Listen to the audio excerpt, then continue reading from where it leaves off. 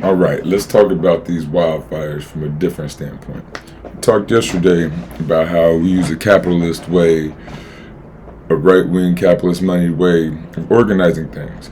So in California, this means, you buy, you sell and stuff, and hire your houses. You put them wherever you want. You charge whatever you want people that are going to pay, right? And when it's the invisible hand of capitalism, you just see what happens. People say, "Oh, nice view. I'll buy this house for this much. Oh, nice this, nice that." If it rains too much, then you might move and stuff, and then the price might go down, things like that. But anyway, they built in a fireplace, and now fires. That's just what's going to happen. And so a more left-wing approach, a more communal approach, because in capitalism you don't plan, right? You just let the invisible hand say what happens, you react. Capitalism is more of a reactive societal thing. Left-wing is more central planning, right? So you have a more communal view of things.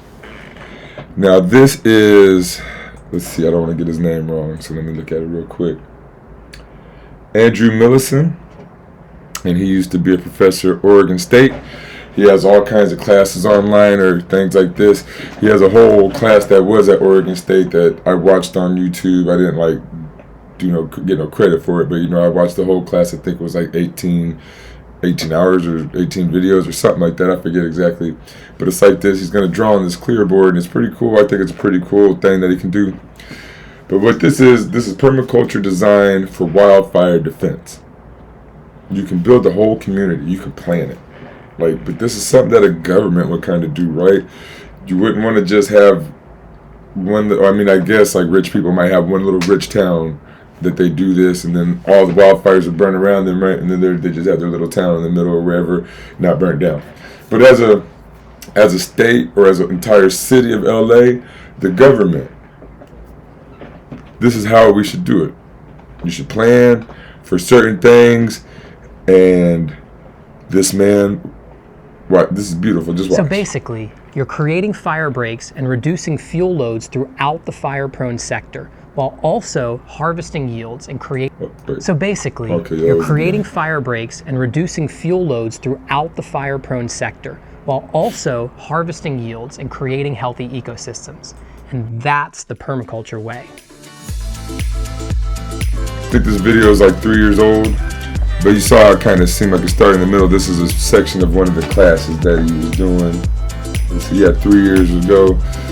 The class I watched, I think, was a little bit older. So I live here on the west coast of the United States, and let me tell you, the fires have been feeling pretty apocalyptic in recent years. That looks like the fire tornado we saw earlier. The climate is changing, and fire season has expanded. Summers are longer, hotter, and drier than they have been, with strong wind events that have added up to explosive wildfire conditions. The smoke has gotten crazy, and fire disasters have become a new normal that we're living with.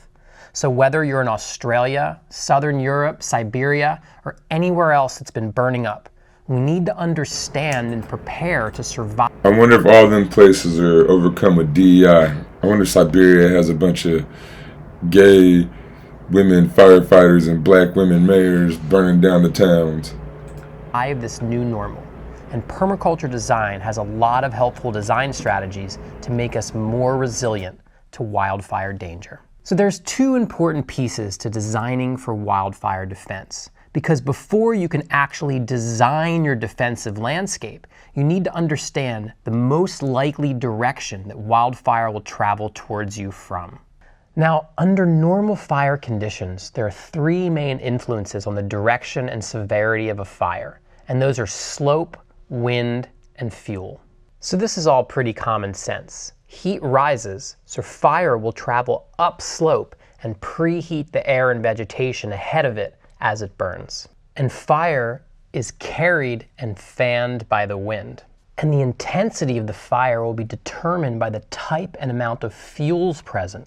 So if there's dense and flammable vegetation, then there are also fire ladders, where the fire can easily jump from grasses to shrubs to low tree limbs and up into the tree canopies. Then you've got a problem, because when slope, wind, and fuel are all aligned, then a fire has lots of energy fast and fatal movement. In any landscape, there'll be the typical prevailing wind direction during the fire season. In most of the western United States, south and west winds are common during the summer and fall fire seasons. So these south and west facing... So you can really tell this man has thought about this stuff, right?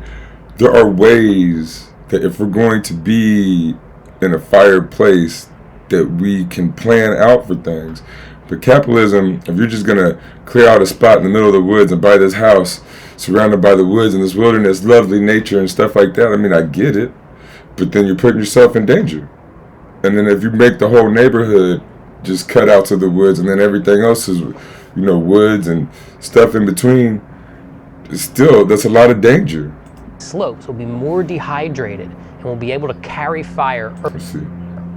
So these south and west facing slopes will be more dehydrated and will be able to carry fire earlier on in the season than these wetter and cooler northeast slopes. But just because the wind comes from the southwest, for example, doesn't mean that a fire can't burn up a north slope. A fire can burn up any one of these slopes because under normal fire conditions, slope trumps wind, meaning that slope and fuel are actually the dominant forces in determining wildfire danger.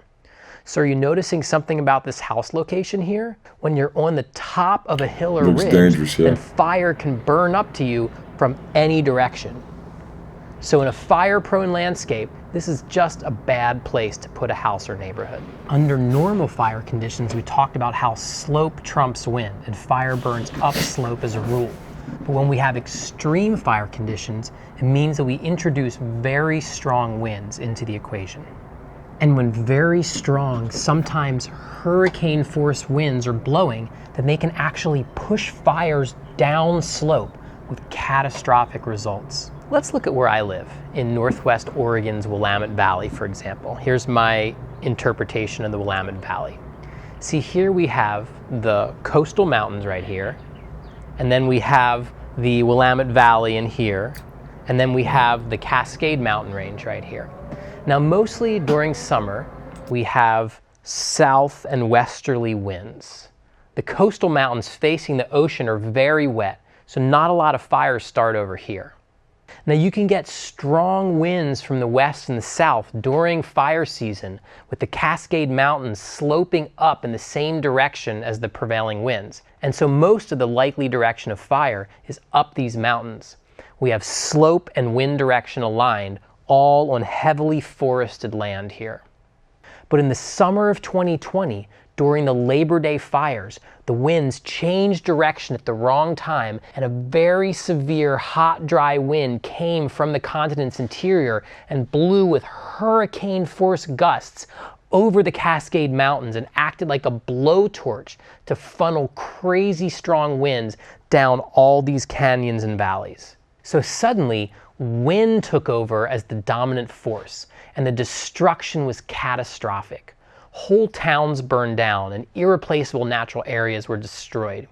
Even the wetter coastal mountain range was not I wonder how much DEI they had over there in Oregon at the time. Towns burned down and irreplaceable natural areas were destroyed. Even the wetter coastal mountain range was not immune, and a wildfire burned downslope almost to the ocean. Some say these winds were just a historic anomaly, and others say the jet stream has been thrown out of whack by the warming of the planet, and we can expect this kind of rare wind event more regularly. Either way, I'm playing it safe and considering that this could happen again in any year. It's the same situation in California, when hot and dry continental winds have crested the Sierra Nevada mountains and blown down electric power lines, which have sparked fires across the region.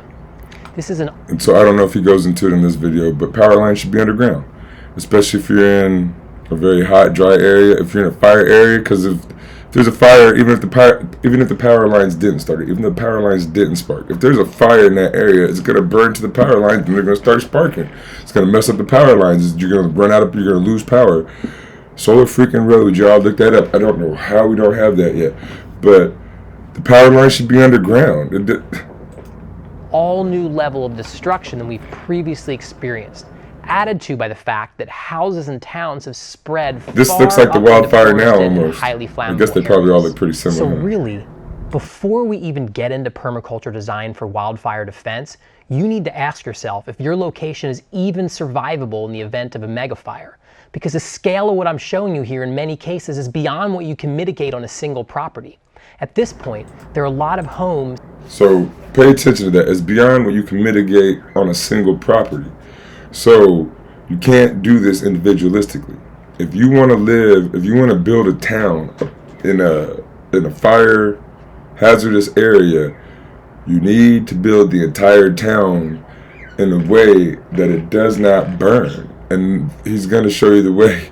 But it's amazing that, like, so that's the like, if you're doing it in the capitalist way, the moneyed way, you will have certain houses here and there that might not burn down. And there was some houses that didn't burn down.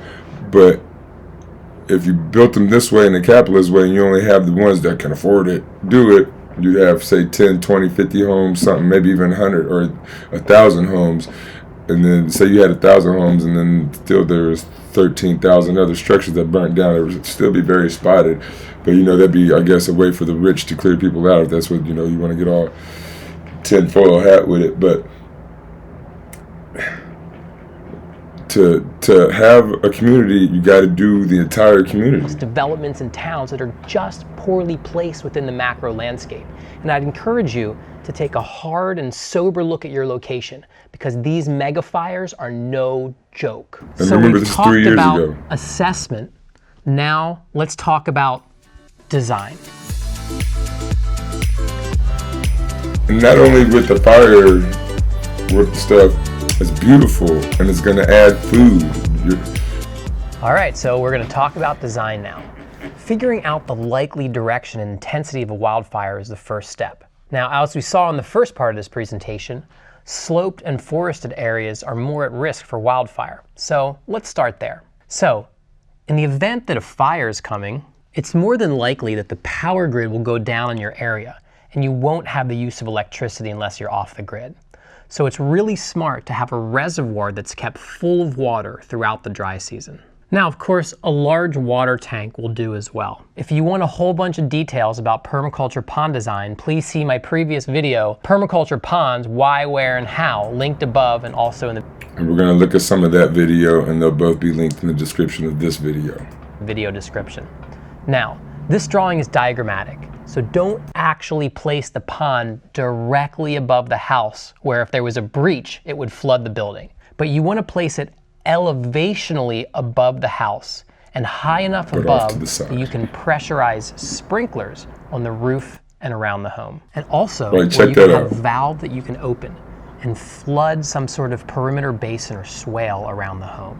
So the most important thing, make a moat, y'all. This is all non-electric or using off-grid electricity, and set up in a way where you can deliver a high volume of water and wet the home area quickly. So that's why having the pond at some elevation above the structure is so important. Now, how you fill that pond or tank and keep it full is going to depend on your particular site, and you can watch some of my other videos or take a permaculture design course to get an idea of that. Now, directly around the home, you don't want any flammable vegetation, and you don't want to have fire ladders where fire can travel up from the ground level into the canopies of trees. So having more luscious big leaf trees for shade and food production are appropriate. Now, around the house itself, in the direction that a likely fire is going to come from, you want things that really will not burn, like patios, vegetable gardens. So you also want to exclude things that will burn from around your house, like wood piles, wood fencing, and fuel storage. And then you basically want to place non-flammable design elements in the direction of a likely fire, like irrigated orchards, roads, driveways, and parking areas, wastewater treatment areas. So, do you play volleyball, have a croquet lawn, flower garden, seed drying, or winnowing area? Just place everything that could serve as a fire break between your structures and the likely direction of a fire. It's that simple. Makes sense. And from the permaculture perspective, this means positioning your Zone 1 highly managed elements within your fire sector. And then you've got to consider that in a fire, it's not just the flames itself coming towards you, but it could be embers whirling and blowing in the wind in a kind of a storm. So the design of the house needs to consider surviving an ember storm. Now, there are a lot of resources out there for the architectural design of a house that's resistant to wildfire. So I'm not going to cover that in this video. Just search wildfire resistant homes and you'll be all set. You'll have to consider the intense heat and blowing embers that precede a fire's arrival, and make sure that your house can withstand that without igniting. So out from the home area, we have a different set of treatments in the wider landscape. So this is the same home, and this broader area that's in the likely direction of a wildfire is where we'll look at now. Let's look at ways that we can break the movement of a fire and reduce the fuel load in the wider landscape. So this is exactly what I mean when I say we have to terraform the ground. We have to change, we have to take it from being a forest, if we really want to, into being a controlled area, a controlled neighborhood. First off, like we mentioned previously, thinning out vegetation and removing fire ladders is one way to stop a fire from going up into the canopies of trees. But what do you do with all those prunings? There are a few options. One is to build a hugelkultur mound. A hugelkultur is essentially just a mound of wood buried by soil, where the wood is piled up. Oh, I learned that by him. So if you ever watched any of my videos of my food forest that I built, I learned it by watching him.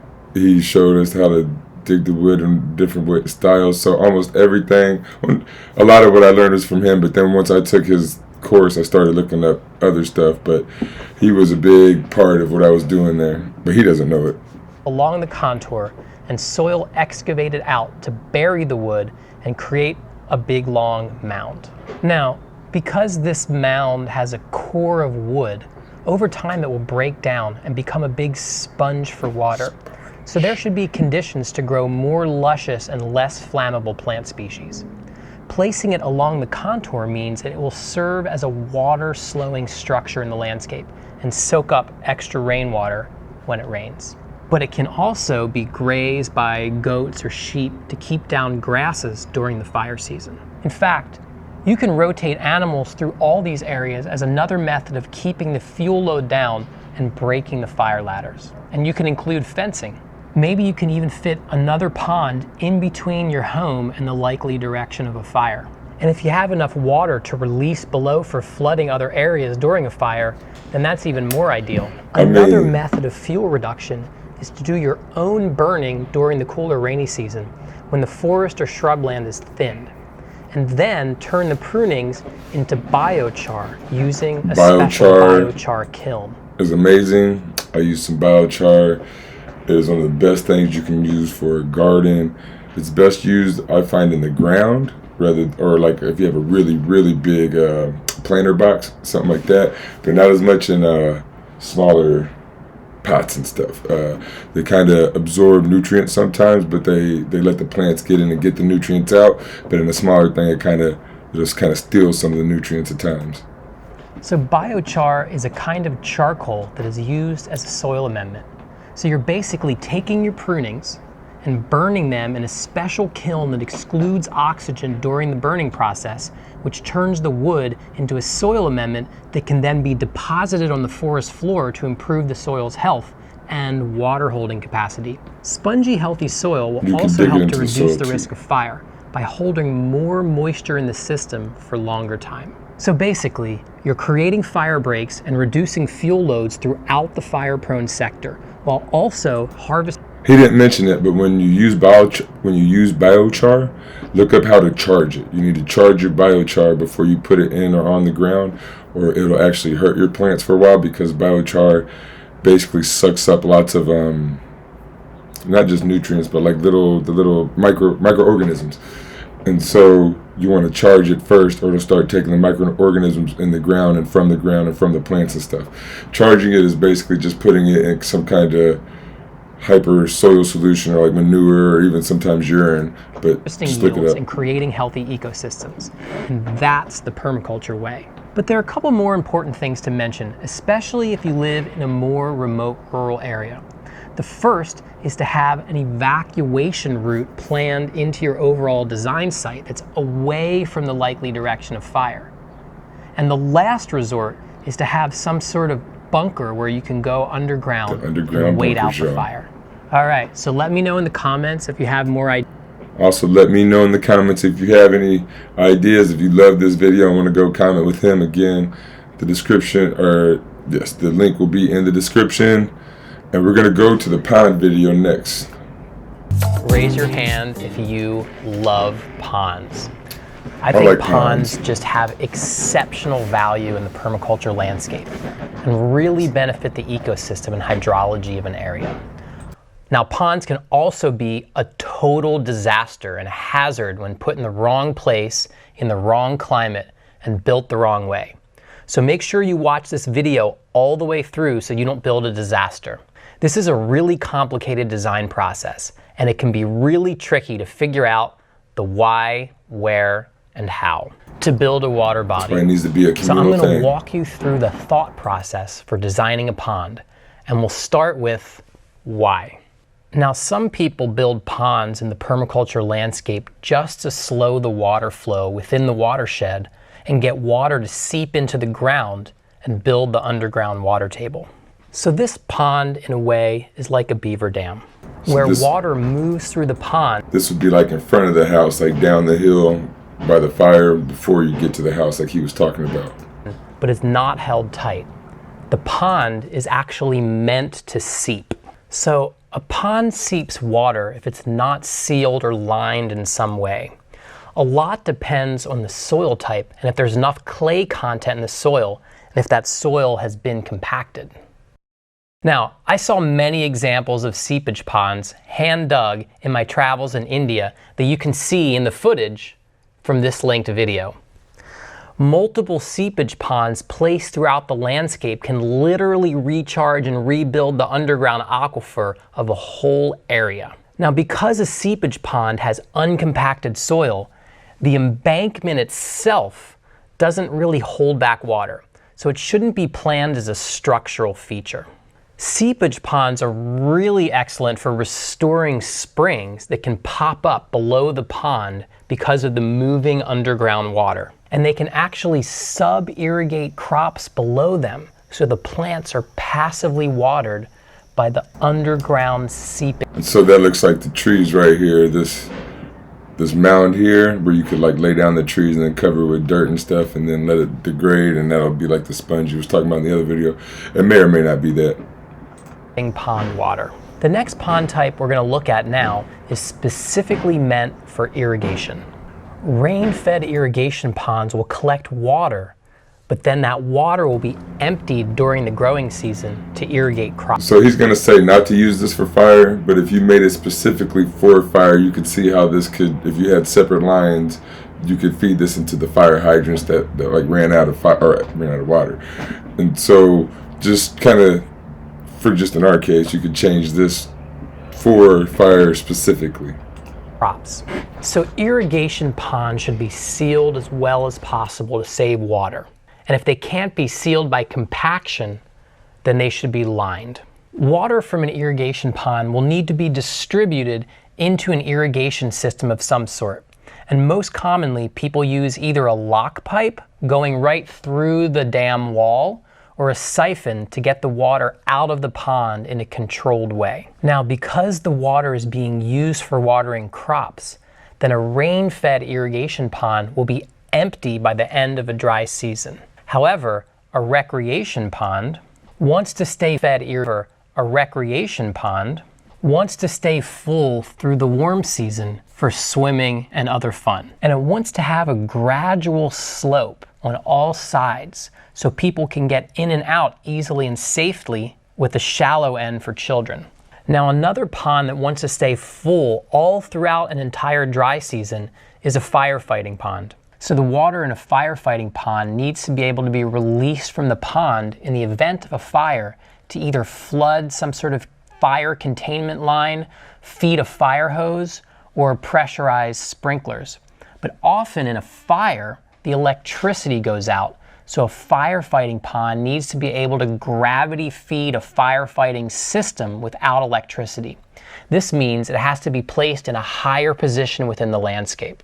Now, I've also seen where a firefighting pond is designed that's big enough for a firefighting helicopter to actually land in forested areas. How nice. Next, we're going to look at the habitat pond. Okay, so we're not going to look at the next two ponds. I'm going to leave a link to the video, like I said.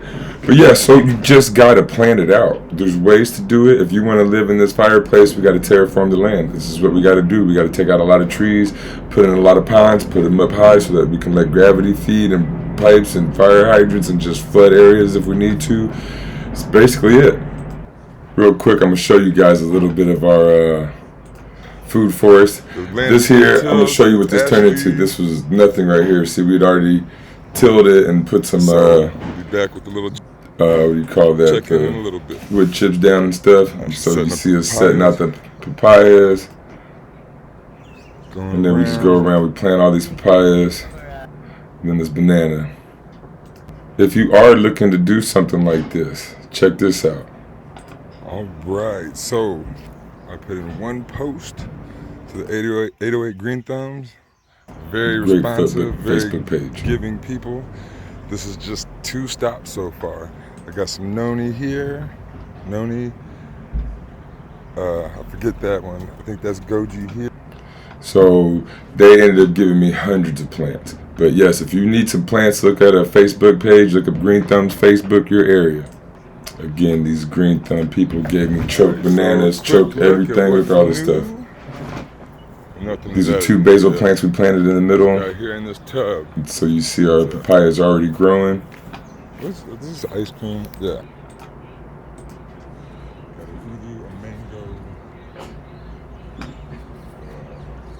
tangerine, mountain apple there. I was doing little clip stuff, trying to make it cool or whatnot. So you see what we've gotten done. So where we dug in the wood. Oh no, we just made a wall here. We dug in the wood up top. So it's like a terrace. See, got all these plants. Okay, see here where the dirt. Oops. Let me see if I back up just a little bit. Mountain apple there. Oh, we got 4. Right here where the dirt is lighter, we dig a trench and this goes down here and around the top of the garden. And this goes all the way down here. We dropped wood in here, like some of the trees and stuff that we chopped down, and then you cover it with dirt. And over time, that wood, like you say, will decay and become a sponge. So, like I said, I use a lot of his stuff. And then, so let's back this up just a bit. We had this huge gulch where we just had to knock down all this grass, right? So there's just grass everywhere. This way. And this is that tree, the bigger tree. I think I killed some of it like that. Side of the hill. We had to clean all this up. That was all grass. So we're cutting down trees and finding all this wood. Not finding wood, but creating all this wood. Grows all year long. Oh, I forget the name of that, but they eat that a lot. Oh, that's the bean. 9 trees if I count correctly. 1, 2, 3. Let's see. And we would have community days. What is it? Attitude, motivation, dedication are the keys to graduation. Youth challenge. Okay, so this is Hawaii Youth Challenge, and they just came to volunteer.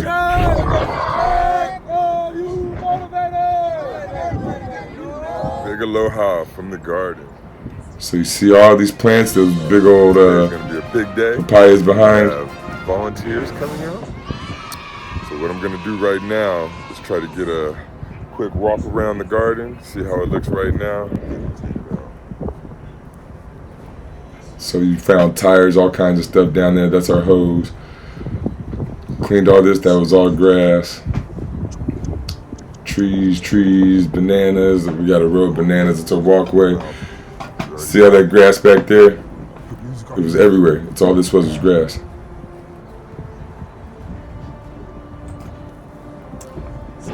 So we did all this terracing for the bananas. These black bags are actually biodegradable. They actually come from the hemp store, the weed store. They grow their weed plants in these, and then they get rid of them. but they're biodegradable, so they were just giving them to us so we could just throw them on the ground. Like this lighter dirt up here is the stuff on the inside, and then this white stuff is like I think it's actually made out of hemp. The black stuff and the white stuff I think are made out of hemp. So we would just use it to like smother stuff, and just it'll turn into ground over time, like compost or mulch. Cinder blocks here. And you see all the mulch everywhere. See what happens. Trying to make it Showed all this stuff in the last real. Thinking about the nutrients on the ground, we were trying to make a real nutrient base, but it was a fire hazard the way it was. But I did ask the lady to build some ponds. If we would have built some ponds, they would have irrigated, we would have just turned them on, the fire would have been gone. But you see, we had a lot going on, built a lot. I got the blade on mine. We had to use that big heavy blade to cut stuff down. But see, that's the teacher. Got all the kids out here. He got some. But see, it takes a community, right? We're getting all this knocked down, putting all this food in. Like all these trees are fruit trees. And now comes the sadness.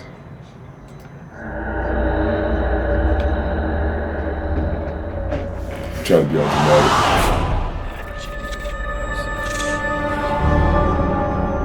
So that's all the trees, they're all gone. It's crazy.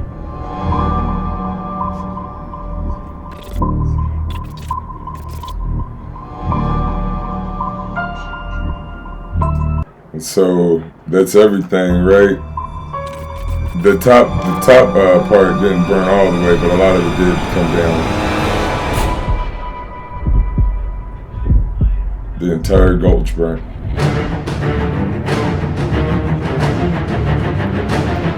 Okay, so what happened was the grass grew back. All that big grass, it took maybe a month or two, but then it was just all covered again in grass. Everything we had planted, all the trees lost, everything gone. And that's that. But so yeah, that's why that's my forest fire story.